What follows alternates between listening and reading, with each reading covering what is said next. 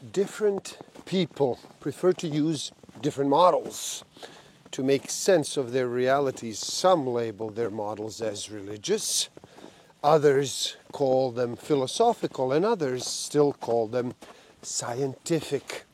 So, what is it that we actually do? What does mind reading actually mean? 64,000 is the median number of words per book. Average person reads about 200 words per minute. Simple math will tell us that is one book in 320 minutes. To accomplish this in 7 days, numbers say you would have to read for 45 minutes a day.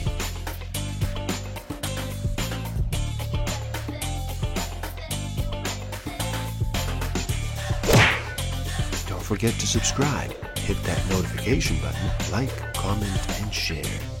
Enjoy. Welcome to the Book of the Week series. Every week as I read another amazing title, I share it with the world. My name is Igor S.F. Walker. Today we look at the art of reading minds, understanding others to getting what you want by Hendrik Fexeus. So how about you slow down and relax? Reduce all that noise for just a bit. Make that choice and decide to listen. In this video, we discover how using psychology-based skills, such as nonverbal communication, reading body language, and using psychological influence, you can find out what other person thinks and feels, and consequently control that person's thoughts and beliefs. Stick around till the end. I will share with you some tools I haven't used that will help you tremendously in this game of life. Discover a way to find out what actually motivates you, what innate human need is driving all of your decisions and your behavior. I will share some tools to improve your self-awareness, your social awareness, self-management, and relationship management. Most of us still differentiate, albeit unconsciously, between our bodies and our thought processes. Here's actually how it is. You cannot think a single thought without something physical happening to you as well. When you think a thought, an electrochemical process occurs in your brain. In order for you to create a thought, certain brain cells have to send messages to each other according to certain patterns. If you have had that thought before, the pattern for it is already established. All you are doing then is repeating the pattern. If it is an entirely new thought, you actually create a new pattern or a new network of cells in your brain. This pattern also influences the body and can change the dissemination of hormones, such as endorphins, throughout the body, as well as in the autonomous nervous system. Now, the ANS governs things like breathing, the size of our pupils, blood flow, sweating, blushing, and so on. Sometimes the reactions are so small that they're actually invisible to the naked eye, but they are always there. This means that by simply being observant of the physical changes that do occur in a person, we can get a good idea of how he or she is feeling, what his or her emotions are, and what she is thinking. And it works in both directions. It makes complete sense when you actually think about it. Anything else would actually be pretty peculiar. If we think our thought, it affects our bodies. If something happens to our bodies, it affects our thoughts. You cannot think anything without having some effect on your biological processes. Now, these processes don't just occur in the brain, but in the whole organism, in whole of you. In other words, forget Descartes. The basic idea of mind reading, as Hendrik uses the term, is to gain understanding of other people's mental processes by observing their physical reactions and their physical features. As you are now aware, seeing what is happening on the outside can be enough to allow you to understand what is happening on the inside. The fact is that majority of all communication that actually takes place between two people occurs without words. What we communicate with words is sometimes just a fraction of the total message. The irony is that we still insist on paying the most attention to what someone is saying to us. In other words, which words the person chooses to use, and only occasionally consider how it is said. To put it another way, wordless communication, which constitutes a huge chunk of our total communication, doesn't only happen without words. Most of it also happens unconsciously. Paying attention to your own wordless communication, you can decide what message to communicate and make sure that you are not misunderstood because you gave off ambiguous signals. You can also make things easier for the person you are communicating with by making use of the kinds of the signs that you know the person will most easily pick up. If you use your wordless communication the right way, you will also be able to influence those around you, to make them want to move in the same direction as you, and to attain the same goal as you. There's nothing nasty or immoral about this. You already are doing it. The difference is, you currently have no idea what messages you're sending out or what effect you are having on the people around you. Now, it is time to change that. We actually speak at the same pace as we think and understand things. If you speak in the same tempo as the person you are talking to, your thoughts are expressed at the same pace he or she is using to think. Milton H. Erickson, the biggest name in modern hypnotherapy, called these personal words trance words, as in hypnotic trance. A very fast way of getting into rapport with somebody is to pay attention to his or hers trance words, that is, words she often uses when speaking, and then you use those words yourself. Now, let me give you a mundane example of mind reading.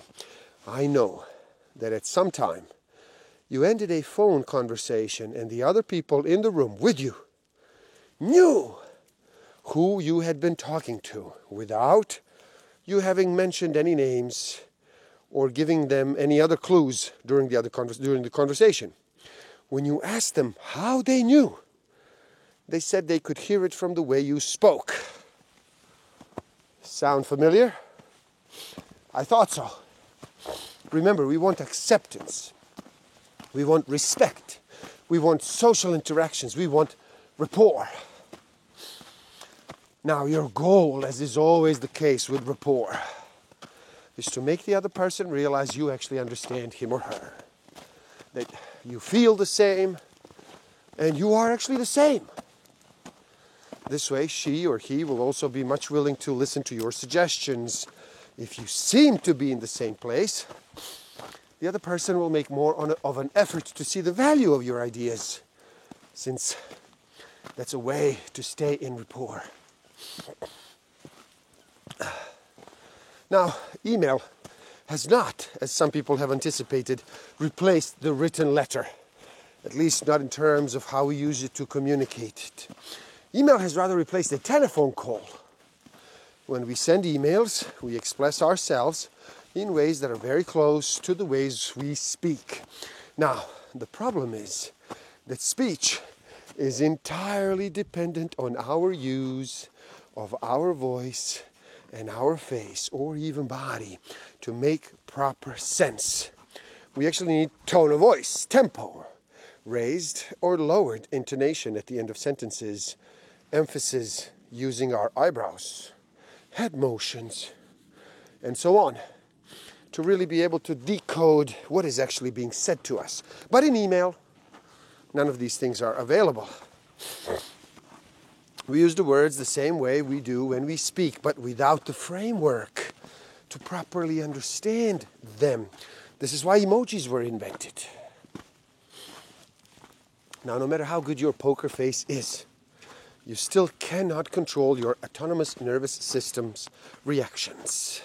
Whether you like it or not, your pupils will react, along with other things like your pulse, like sweating when you get worked up or excited, or blushing. What exactly is an emotion? Everyone knows what an emotion is until asked to give a definition. The idea is that we are always unconsciously scanning the environment for certain events and certain signals. If a specific sign is observed, then that triggers an emotion that is then connected to a particular signal. A message is passed on to the autonomic nervous system to activate certain processes. Same message is transmitted to our conscious mind to tell us what is about to happen. When we are not sure what somebody really means, we look the person in the eyes. We actually learn to do that before we learn to walk, although it's really more than the eyes we are looking at. Whatever we may believe, the fact is we examine the whole face closely. There are more than 40 muscles in the face, many of which we cannot control consciously, and we use them to express very detailed information about ourselves. This means we always reveal things about ourselves, even when we are not trying to. It's actually quite ironic that we are not much better at reading these things than we actually are. You actually can tell when somebody is getting upset or angry, afraid or hostile, even before he or she actually is, by being observant by his or her facial expressions. This way you will know what somebody is about to feel, even before she feels it. Now, this is top-level mind reading, so you should be careful about how you do handle the information you get. These are things the person you are talking to hasn't consciously decided to share with you, and it is information of personal nature. See, when Ekman traveled around the world to study how we actually express emotions, he found 7 basic emotions that we all display in the same way. Whether we live in Papua New Guinea or we live in Springfield, Idaho, the 7 basic emotions are surprise, sadness, anger, fear, disgust, content, and joy. We display them in the same way. Ekman performed a systematic analysis of how each emotion affects the facial muscles. That is how we look when we experience different emotions. There are actually 3 different categories of subtle facial expressions, which can all indicate a conscious attempt to hide a strong emotion. The first 2 can also indicate an openly displayed but weak emotion, or that an emotion which may come to grow strong has only just been triggered. So number 1, slight expressions. The whole expression is displayed, but with very low intensity. Number 2, partial expressions. Only part of the expression is displayed. The eyebrow, for example. Micro expression, number 3. The whole thing is displayed with intensity, but only for a brief moment. Now, as a mind reader, it is important, it is natural to be able to tell when someone is lying to you. You've already learned to identify a certain false sign, since you've learned to tell a fake facial expression from a genuine one. However, as you will see, when it comes to lies, we've barely scratched the surface. The easiest way for us to lie is without our words, since that is what we have been practicing all of our lives. we are really less good in lying with our facial expressions, although we've had a bit of practice in that area too. The thing we are the worst at lying is with our bodies. Now, some people are very good when telling when somebody's trying to fool them with a lie, and others never learn to do it. And of course, some people are born liars and don't show any leakage at all. The best ones tend to be psychopaths, while others can't even lie about how many donuts they have actually eaten without giving themselves away. We're all different, but most of us display several of these signs, and most of us can improve our skills in identifying them. The most obvious of all of these contradictory signs is given by body's own autonomic nervous system. We have no ability to control it. Even if we discover we are displaying signs through it, it is very difficult, if not impossible, to stop sweating, to stop blushing on cue, or to avoid having pupils dilate when you get a winning hand at a poker table. The problem is that the autonomic nervous system is only activated when the emotions are very strong. Fortunately, there are loads of other signs and leakage which do appear even when the emotions aren't so strong. When we try to control the message we project, we actually do it in 3 ways. Qualification. We comment on the facial expression we have by adding another one to it. Number 2, modulate. We change the intensity of an expression to weaken it or to strengthen it. And number 3, falsification. We can display an emotion when we're not actually feeling anything, simulation. We can attempt not to reveal anything when we are actually feeling something, neutralization. Or we can cover up the emotion we are feeling with another emotion that we aren't actually feeling, masking. We are terrible at keeping track of which signals we are giving off with our legs and with our feet. This is probably because we spend so much time with our legs hidden under tables, and because we've learned to only look at people's faces and ignore the rest. Many of these techniques, like hidden commands or like anchors, can actually be used to improve other people's situations. Some of the other techniques are included to help you protect yourself, as you are under a constant barrage of sophisticated tricks that people play on you to get at your thoughts, usually for commercial and political ends. To use suggestion means to plant opinions, images, and thoughts in other people's minds without them being conscious of it. They believe that the new idea comes from them, whereas in fact, they've actually had their perception of reality manipulated by someone else.